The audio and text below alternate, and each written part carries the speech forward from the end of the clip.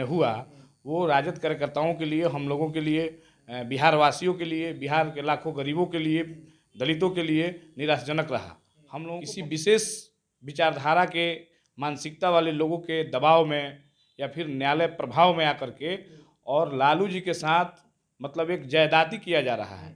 लालू जी का एक उम्र हुआ, लालू जी रेल मंत्री रहे हैं, देश के और बिहार के विकास में उनकी महती भूमिका रही है। लालू जी बिहार में सामाजिक न्याय को मजबूत किए हैं। स्थिति स्पष्ट है, मामला एक ही है। एक केस में लालू जी को जेल होता है और एक केस में, उसी सेम केस में जगन्नाथ मिश्रा को बेल होता है। ठीक है, तो स्थिति तो स्पष्ट है। हमारा जो कहना है कि कहीं ना कहीं लालू जी और लालू जी का परिवार जो है ब्राह्मणवाद का शिकार हुआ है। नमस्कार, इनसाइडर लाइव में आप सबका स्वागत है। मेरा नाम उदित तारण है। कल का दिन बहुत महत्वपूर्ण था। एक तरफ लालू प्रसाद यादव की बेल याचिका पर सुनवाई चल रही थी, तो वहीं बिहार में विधानसभा सत्र शुरू हुआ। बजट सत्र जो है उसकी शुरुआत कल हो चुकी है। शाम तक ये लग रहा था, राजद के जो तमाम कार्यकर्ता हैं, विधायक हैं, नेता हैं, उन्हें यह आशा थी कि लालू प्रसाद यादव जेल से छूट जाएंगे, उनकी बेल मंजूर हो जाएगी, पर ऐसा नहीं हुआ। इसके बाद तमाम जो कार्यकर्ता और विधायक नेता हैं राजद के, उनमें एक निराशा की लहर देखने को मिली। हमारे साथ अभी जो शख्स मौजूद है जिनसे हम बात करेंगे इस पूरे मामले पर, प्रदीप देव इनका नाम है। इनका जिला गोपालगंज है, वही गोपालगंज जहां से लालू प्रसाद यादव भी आते हैं। राजद में अति पिछड़ा प्रकोष्ठ के महासचिव हैं। क्या कहना है प्रदीप जी? आप लोग के जो वकील थे, जो राजद की तरफ से वकील थे, उनका कहना था कि आधी सजा उन्होंने पूरी कर ली है। 84 महीना का सजा है और 42 महीने की सजा 8 फरवरी को पूरी कर ली गई, पर कोर्ट इस दलील को नहीं माना और बेल को रिजेक्ट कर दिया गया। क्या कहना है? देखिए, कल का जो दिन था, हम राजद कार्यकर्ताओं के लिए बहुत ही उत्साह का दिन था और राष्ट्रीय जनता दल के एक एक कार्यकर्ता को, जो लोग लालू जी को मानते हैं, सारे लोगों को उम्मीद था कि कल लालू जी को बेल मिल जाएगा। लेकिन न्यायालय में जो लालू जी के पक्ष के वकील थे, चूँकि न्यायिक मामलों के जो जानकार हैं, उनके मुताबिक किसी भी कैदी को किसी मामले में अगर सज़ा होती है तो उनको आधा सज़ा अगर काट लेता है तो बेल लेना उनका अधिकार हो जाता है, राइट हो जाता है। हाँ, हो जाता है। लेकिन कल जो न्यायालय द्वारा लालू जी के साथ मैंने हुआ वो राजद कार्यकर्ताओं के लिए, हम लोगों के लिए, बिहार वासियों के लिए, बिहार के लाखों गरीबों के लिए, दलितों के लिए निराशाजनक रहा। हम लोगों को बहुत उम्मीद था कि बेल मिलेगा, लेकिन बेल नहीं मिला।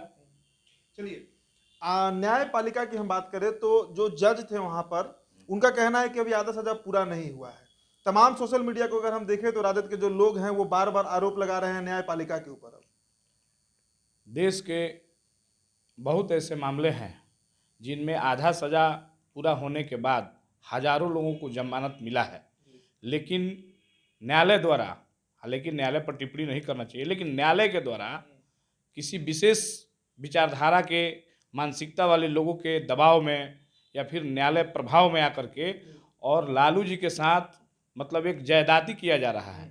लालू जी का एक उम्र हुआ, लालू जी रेल मंत्री रहे हैं, देश के और बिहार के विकास में उनकी महती भूमिका रही है। लालू जी बिहार में सामाजिक न्याय को मजबूत किए हैं, तो न्यायालय में इन सबों का भी प्रायोरिटी मिलता है, उसको बेस बनाया जाता है। लेकिन न्यायालय जो है एक पक्षीय काम कर रहा है। पिछले बार झारखंड हाई कोर्ट के द्वारा लालू जी के साथ जो माने जज का व्यवहार था वो बिल्कुल ही माने अच्छा नहीं था। तो एक खास मानसिकता के लोग, माने उसको हम स्पष्ट रूप से कहेंगे कि ब्राह्मणवादी ताकतें जो हैं वो लालू जी के विरुद्ध हैं और लालू जी को टारगेट करके और उनको न्यायिक प्रक्रिया के तहत यातनाएं दी जा रही है। चलिए, जगन्नाथ मिश्रा का बात कर ले। आपने ब्राह्मणवाद शब्द का इस्तेमाल किया। जगन्नाथ मिश्रा को लेकर भी आप लोगों का कहना रहता है कि उन्हें बेल मिल गया, सजा नहीं मिला उन्हें, और लालू जी को सजा हो गया। इस पर क्या कहना है? देखिए, स्थिति स्पष्ट है, मामला एक ही है। एक केस में लालू जी को जेल होता है और एक केस में, उसी सेम केस में जगन्नाथ मिश्रा को बेल होता है। ठीक है, तो स्थिति तो स्पष्ट है। हमारा जो कहना है कि कहीं ना कहीं लालू जी और लालू जी का परिवार जो है ब्राह्मणवाद का शिकार हुआ है, सामंतवाद का शिकार हुआ है। तो जगन्नाथ मिश्रा से बड़ा उदाहरण ही कुछ नहीं है कि मतलब चूंकि हम उम्र हैं, थोड़ा सा अंतर है, तो किस ग्राउंड पर जगन्नाथ मिश्रा को बेल मिल जाता है और लालू जी को सलाखों के पीछे बंद कर दिया जाता है, उनको कैद कर दिया जाता है। ये कहीं ना कहीं लालू जी के विचारधारा को, लालू जी के लोगों के आवाज़ को दबाने का प्रयास किया जा रहा है देश के ब्राह्मणवादी शक्तियों के द्वारा, ब्राह्मणवादी और सामंतवादी ताकतों के द्वारा। तो मतलब आप कहना चाह रहे हैं कि जो लालू यादव जो आज सजा भुगत रहे हैं, इसके पीछे बस यही कारण है कि ब्राह्मणवादी ताकतें लगी हुई हैं। देखिए 1990 में जब लालू जी पहली बार बिहार के मुख्यमंत्री बनते हैं 10 मार्च 1990 को, तो 90 के पहले जो बिहार में स्थिति थी वो सीन कुछ और था, और 90 के बाद बिहार में जो स्थिति थी वो सीन कुछ और था। निश्चित रूप से लालू जी ने बिहार में गरीब दलित समाज के निचले तबके के लोगों को उत्थान की लड़ाई लड़ी। सामाजिक न्याय को बिहार ही नहीं पूरे देश में उन्होंने परिभाषित करने का काम किया। लालू जी ने हम लोगों को आवाज़ दिया, गरीबों को बोलना चलना पहनना सिखाया। तो कहीं ना कहीं जो सामंतवादी ताकतें थी, जो रूलिंग कास्ट हैं, जो शासन करना जानती थी, उनको ये नगावर गुजरा। और 1990 के बाद लालू जी ने बिहार में गरीबों दलितों को जो आवाज़ को बुलंद किया, सामंतवाद और ब्राह्मणवाद से जो आज़ाद कराया, उसी का जो है नतीजा है कि लालू जी सजा भोग रहे हैं। देश में इससे बड़े बड़े घोटाले हुए हैं, लेकिन खास वर्ग के लोग, एक खास विचारधारा और खास मानसिकता के लोग लालू जी को एक उपमा दे दिए हैं, चारा घोटाला और चारा चोर। बड़ी बड़ी घोटाला और बड़ी बड़ी हुआ है, इससे भी बड़ा बड़ा मामला है देश में, लेकिन लालू प्रसाद यादव को विशेष रूप से टारगेट किया गया और ऐसा उनका एक फिगर बनाया गया देश में कि लगता है कि देश में इससे बड़ा कोई घोटाला ही नहीं हुआ है। चलिए, तो आप संघ की तरफ इशारा कर रहे हैं बार बार। एक कल आपने सोशल मीडिया पर भी जैसे ही बेल रिजेक्ट हुआ, आपने एक पोस्ट डाला जिस पर जमकर आपको गालियां पड़ी हैं, और खासकर उसी विशेष तबके के जो लड़के हैं, जो युवा हैं गोपालगंज से, वो काफी एग्रेसिव हो गए हैं। आपका पोस्ट को शेयर भी किया जा रहा है। देखिए, वैसे लोगों का मैं नोटिस नहीं लेता हूँ। हमारा काम था पोस्ट करना, अपना पक्ष रखना, हमने अपना पक्ष रखा। और सामाजिक न्याय की बात करना, किसी को नगावर गुजरता है, कोई गाली देता है, तो मैं उसका परवाह नहीं करता हूँ। अगर सामाजिक न्याय की मजबूती और लालू प्रसाद यादव के लिए अगर 1000 बार गाली सुनना होगा सामंतवादी शक्तियों से और ब्राह्मणवादी शक्तियों से, तो मैं अपने समाज के लिए और सामाजिक न्याय की स्थापना और सामाजिक न्याय की मजबूती के लिए मैं एक बार नहीं 1000 बार गाली सुनने के लिए तैयार हूँ। चलिए, आज दिन है सामाजिक न्याय का, सामाजिक न्याय दिवस है आज। आप जैसा कह रहे हैं, आपकी पार्टी मानती है कि लालू प्रसाद यादव जो हैं वो सामाजिक न्याय के पुरोधा थे। आपका एक लंबा समय बीता राजद में, आप सभी लोगों को जानते हैं, मुलाकात होती। क्या कहना है, कितना जमीन पर सामाजिक न्याय 1990 के बाद बिहार में देखने को मिला अभी तक? आज जो बिहार में, वर्तमान बिहार में जो स्थिति है और निचले तबके के जो लोग राजनीति में और समाज में सक्रिय रूप से अपना भूमिका निभा रहे हैं, इसका श्रेय कहीं ना कहीं लालू प्रसाद यादव को जाता है।